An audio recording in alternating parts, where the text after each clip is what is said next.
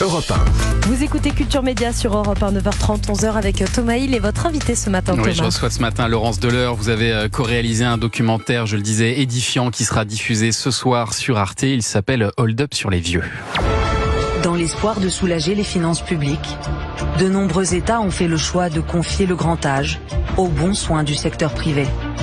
Parce que les vieux ont beau coûter cher, ils peuvent aussi rapporter gros. C'est là tout le paradoxe de la silver economy. Un gisement d'or gris exploité par de grands groupes privés qui tirent les coûts vers le bas pour augmenter leurs marges. Nos aînés sont devenus une manne inépuisable sur laquelle on spécule. Cette ressource, ce sont nos parents, nos grands-parents. Et puis c'est nous, les futurs clients des marchands de vieillesse. Et oui, on est les clients, les futurs clients. Votre documentaire, il s'inscrit dans la droite ligne du livre Les Fossoyeurs de Victor Castanet, qui levait le voile déjà sur la maltraitance des personnes âgées dans les EHPAD, qui avait fait beaucoup de bruit il y a 2 ans. Est-ce que c'est ce livre d'ailleurs qui vous a donné envie d'aller plus loin et d'enquêter un petit peu partout en Europe, Laurence Deleur? Oui, alors effectivement, c'est ce livre qui a déclenché au niveau d'Arte et de CAPA, la société de production avec laquelle je travaille, cette envie d'enquêter sur l'Europe pour avoir un regard un petit peu différent que ce qui a pu être fait déjà en France par beaucoup de journalistes et notamment par Victor Castanet, pour voir un petit peu ce qui se passait ailleurs et si c'était pareil que chez nous, si on pouvait établir des comparaisons, des points communs aussi. Et le livre, il visait un groupe, mais alors vous élargissez votre enquête aux 3 multinationales qui dominent le marché, qui sont toutes en plus d'origine française. Et alors le constat est assez affligeant, que vous alliez en Espagne, au Royaume-Uni ou en Allemagne, on se rend compte que tous les systèmes sont défaillants et souvent maltraitants envers les personnes âgées. Il y a pas vraiment de bonne solution, en tout cas tel que c'est fait aujourd'hui, quoi. Alors, on n'a pas tout étudié, on peut jamais être complètement global sur les choses, mais c'est vrai que ce qu'on remarque, il y a plusieurs tendances. En Espagne, par exemple, il y a une proximité avec le pouvoir qui pose question et qui fait qu'il y a très peu d'inspections et que du coup, les grands groupes peuvent faire un petit peu ce qu'ils veulent. 200 inspecteurs à peu près pour toute l'Espagne. C'est ça, pour 400 000 résidents. Voilà. Et puis les inspections, les rapports ne sont pas rendus publics. Et là, ce qu'on raconte dans le film, c'est qu'une députée qui a voulu connaître le résultat de ces inspections, elle a mis 1 an à pouvoir obtenir le droit de lire les rapports.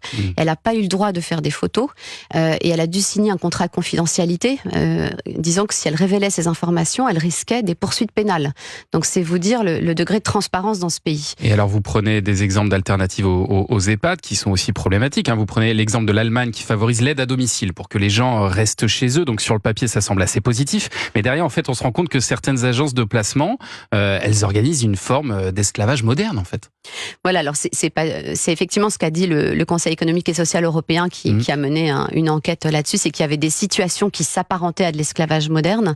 Et donc ces agences de placement qui vraiment sont florissantes et se développent de plus en plus, se trouvent à la fois côté allemand et côté des pays d'Europe de l'Est, comme la Pologne, etc., et font le lien entre les familles qui ont envie d'avoir quelqu'un à domicile en permanence, mais qui n'ont pas des moyens forcément financiers énormes, et elles font le lien avec donc des aides à domicile qui proviennent de ces pays d'Europe de l'Est et qui cherchent du travail, qui sont dans des situations pas faciles dans leur propre pays, et qui sont aussi prêtes entre guillemets à tout, en tout cas qui cherchent du travail et qui prennent ces emplois, mais dans des situations parfois très très difficiles.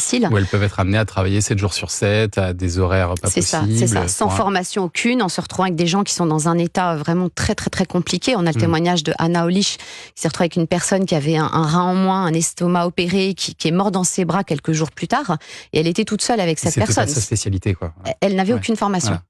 Et quant au Royaume-Uni, là-bas, les pensionnaires des maisons de retraite peuvent être virés quasiment du jour au lendemain. Ça aussi, vous nous l'expliquez. Et puis, vous revenez en France pour nous montrer un système qui a le vent en poupe. Justement, on en parlait, l'habitat partagé, sorte de colloque de seniors, en fait.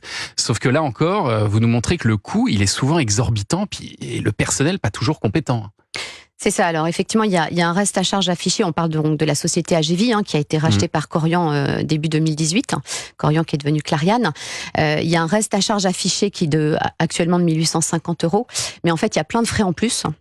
notamment la fameuse sonnette la nuit. Au bout de 4 appels gratuits par mois, vous devez payer quand la personne âgée sonne la nuit.